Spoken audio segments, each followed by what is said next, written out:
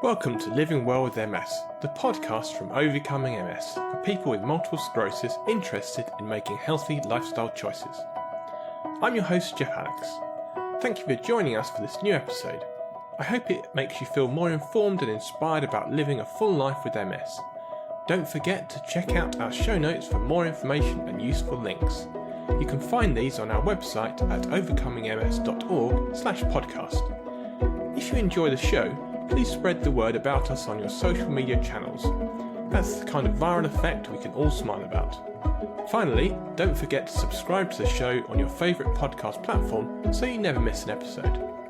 Now, without further ado, on with the show. On this episode of the Living Well with MS podcast, I'll be talking to Hana Javurkova, who's an event project manager, traveller, and she says most importantly, a health freak. She's also one of the OMS volunteer coordinators, and so we'll be talking about the role volunteering plays in the OMS organisation. Welcome to Living Well with MS, Hana.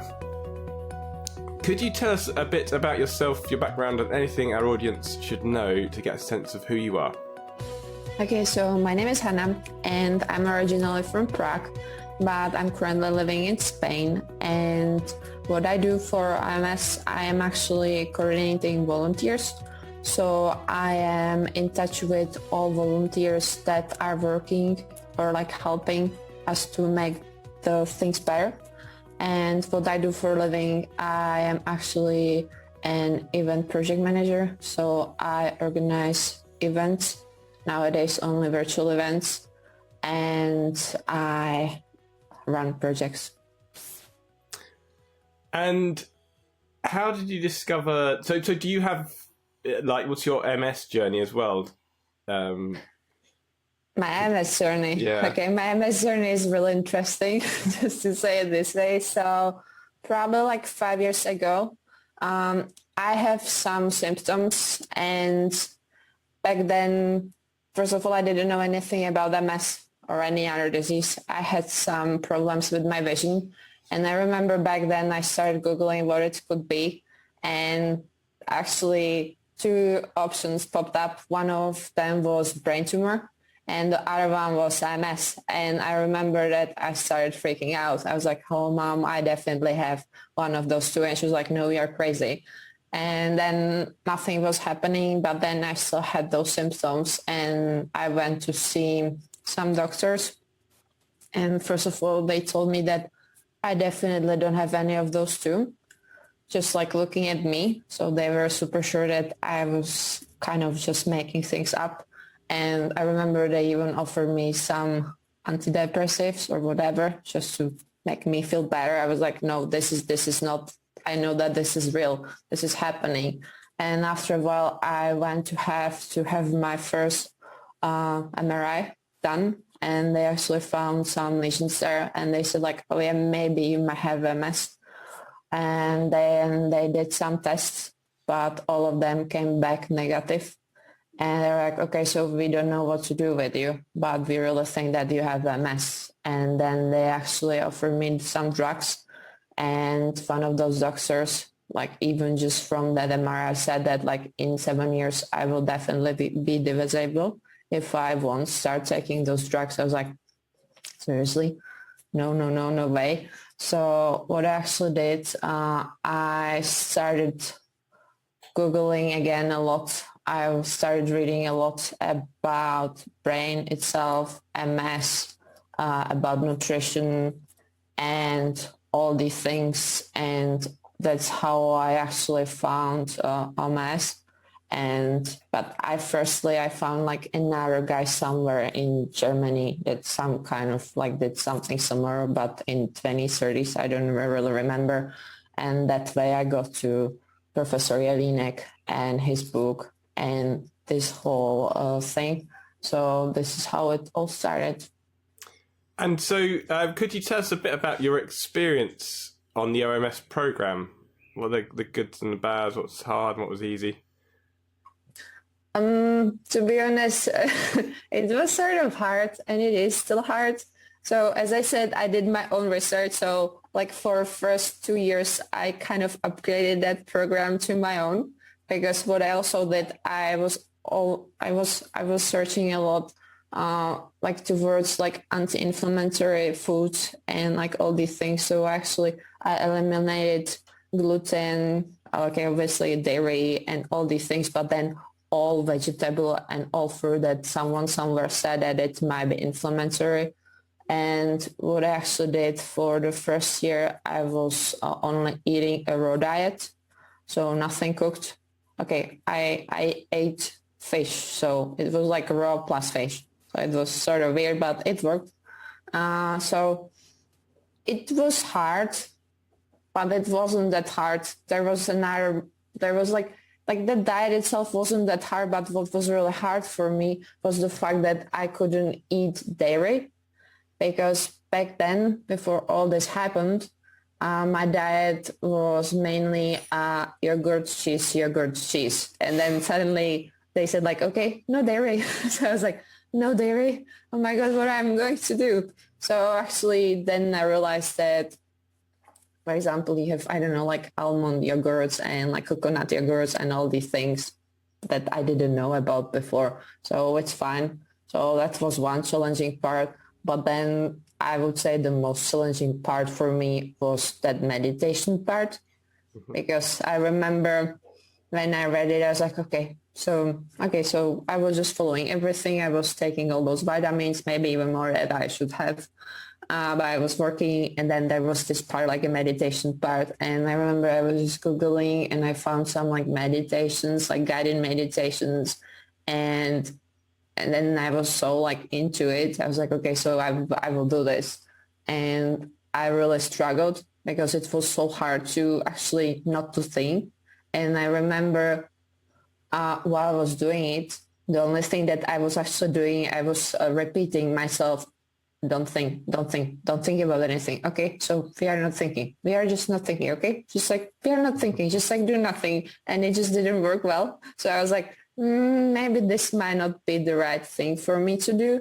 Even though I realized when it was like that guided meditation and someone was talking, I was focusing on that person's voice and those words that that person was saying. But then always you have that moment when there's like nothing. That's that moment for you to meditate. And that was the hardest moment for me. I was like, okay, cool. I'm not quite sure about this. So then I actually replaced the meditation with walking. So that my sort of a meditation or cooking or just doing something else. But like, I don't do this. I know that some people struggle with it because, as I said, I am taking care of all those volunteers that are helping us. And what we did, we had calls with all of them when we started doing this, because it's me and Sarah. She's actually doing the same job. So we are two here to do this. And during those calls, sometimes we actually touch those topics, like if they're following the program, how it goes, and all these things. And some of them mentioned the same, like, I'm just unable to meditate. So what I realized, some people are, for example, journaling, or as me, they're just walking. So they just replace it with something else and it works for them. And it works for me as well. So this was hard for me. Yeah, I think a lot of them say it's not, meditation is only one thing you can do, isn't it? It's about your mental health and being mindful, and you don't have to follow one strict path of meditation. There's lots of things you can do. So OMS is marking this month to recognise the amazing contributions of our volunteers and the difference they make to the organisation. And you're volunteer coordinator, as you said. So what exactly does that mean? What does that role involve, being a volunteer coordinator for OMS? What it involves, so basically what we do, so as I mentioned, once we actually started doing this, so we had calls with all of those volunteers that are helping us. And currently our role is actually to help them if they have any issue. It can be related to their task or to their well-being itself. So they can always come to us. And if we have an answer for their questions or we are able to help them, we help them or answer them. If we just can't help them or answer them, we actually connect them with someone else. that will be able to do that. So we are sort of like in between. So we are in between of the organization and those volunteers. So basically they should come to us, not to someone who they think that they should go, because usually it's not the correct person to reach out. So that's why we are there. And as I said, we sometimes have answers. And as well, what we are doing, we are actually recruiting those volunteers. So we are onboarding them and helping them to set things up, and just we connect them with their advisor or someone that will actually be working with them.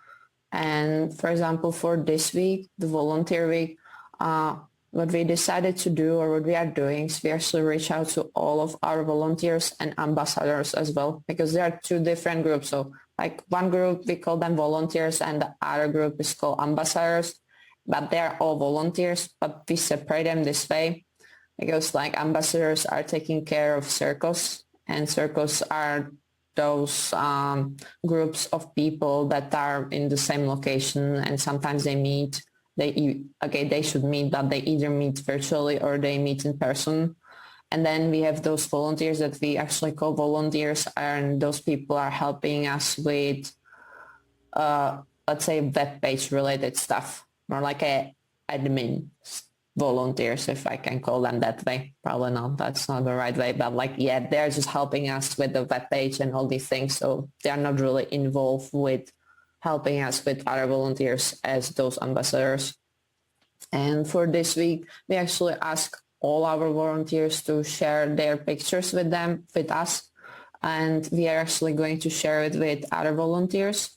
So, and those pictures should be pictures, like a daily picture, like picture from their daily life showing how they are following the whole process of like how they're, for example, how they're cooking or what they're doing, how they're meditating. So just like daily life. So that's one part. And as well, what we are planning to do, we are planning to organize a group call with all of them next week. So they will all have an opportunity to meet and chat. So, yeah. What kind of impact do you think volunteers who you work with are making in helping OMS further its mission to make more people aware of the positive impact of healthy lifestyle changes for people with MS?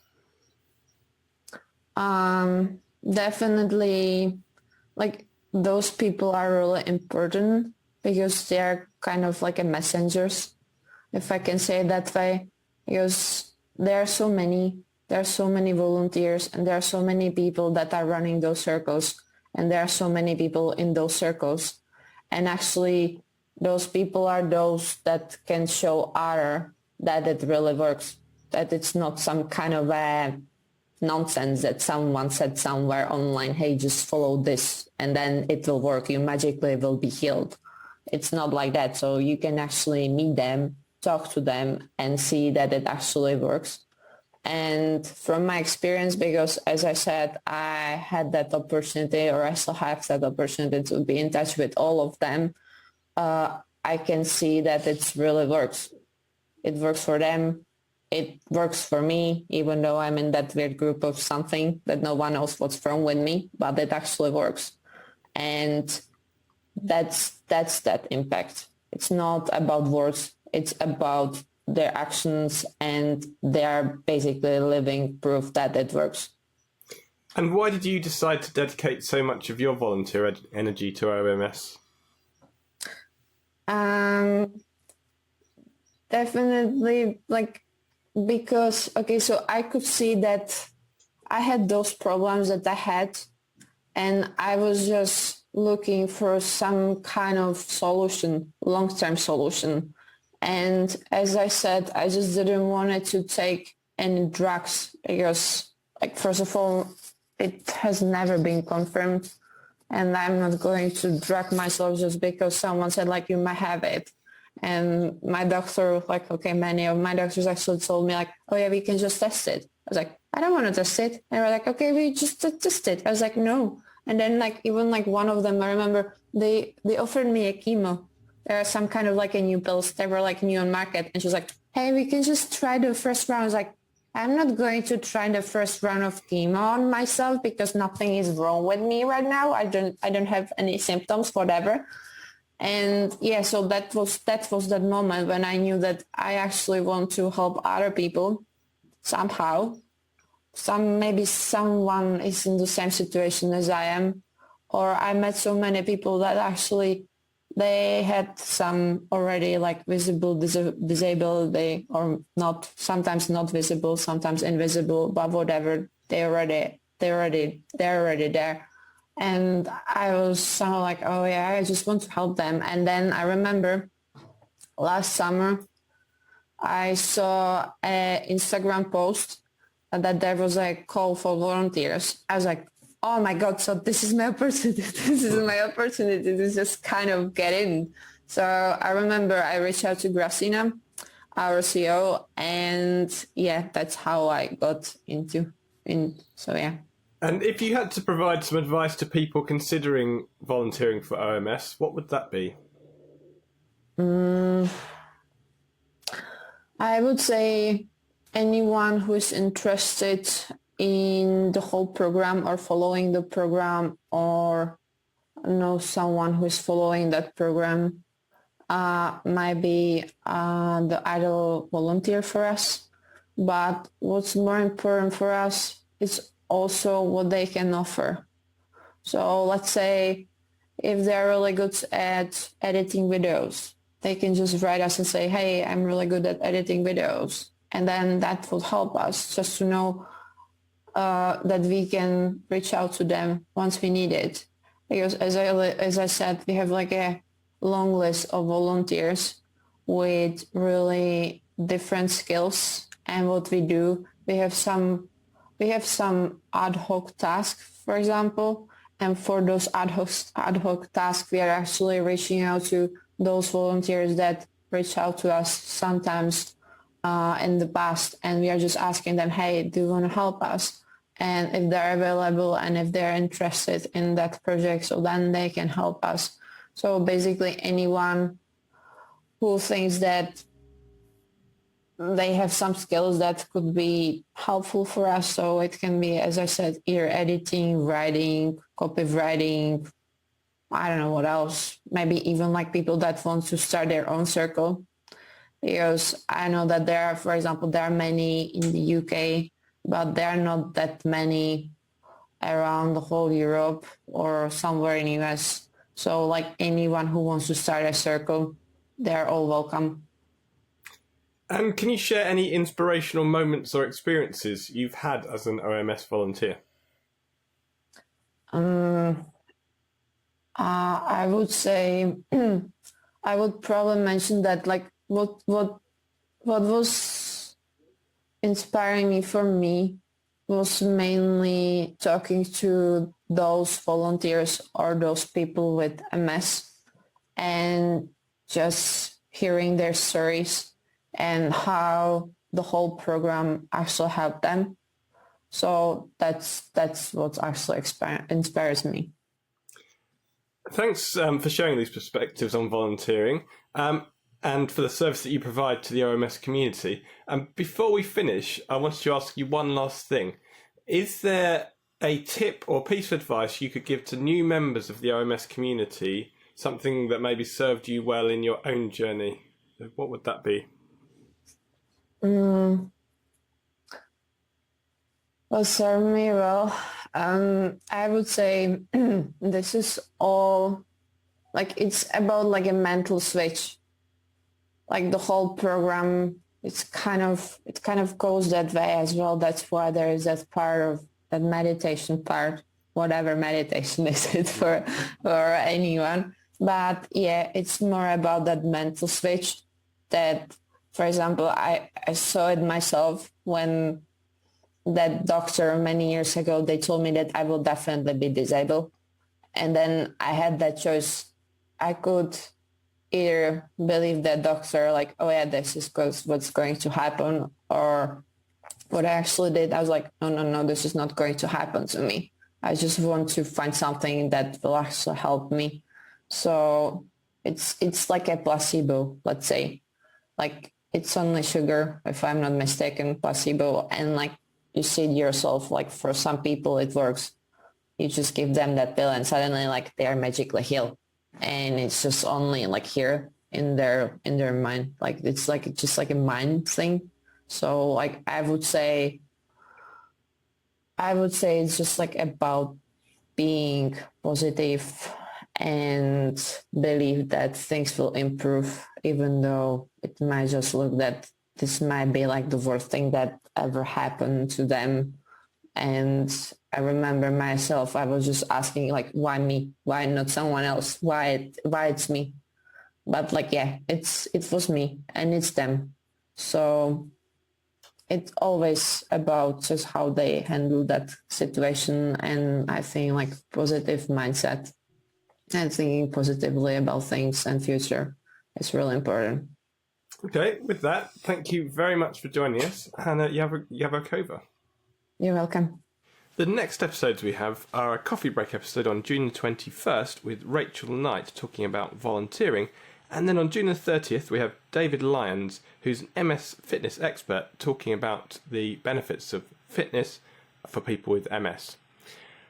Subscribe to this podcast to never miss an episode, and you can catch any episode of Living Well with MS either on the OMS website or on your favourite podcast listening app. If you like the programme, please leave a review on Apple iTunes or on whatever you use to tune into the show, and feel free to share your comments and suggestions by emailing podcast@overcomingms.org. Thank you for listening to this episode of Living Well with MS. Please check out this episode's show notes at overcomingms.org/podcast. You'll find all sorts of useful links and bonus information there. Do you have questions about this episode or ideas about future ones? Email us at podcast@overcomingms.org. We'd love to hear from you. You can also subscribe to the show on your favourite podcast platform so you never miss an episode. Living Well with MS is kindly supported by a grant from the Happy Charitable Trust. If you'd like to support the Overcoming MS charity and help keep our podcast advertising free, you can donate online at overcomingms.org/donate. Thank you for your support. Living Well with MS is produced by Overcoming MS, the world's leading multiple sclerosis healthy lifestyle charity. We are here to help inform, support and empower everyone affected by MS. To find out more and subscribe to our e-newsletter, please visit our website at overcomingms.org. Thanks again for tuning in, and see you next time.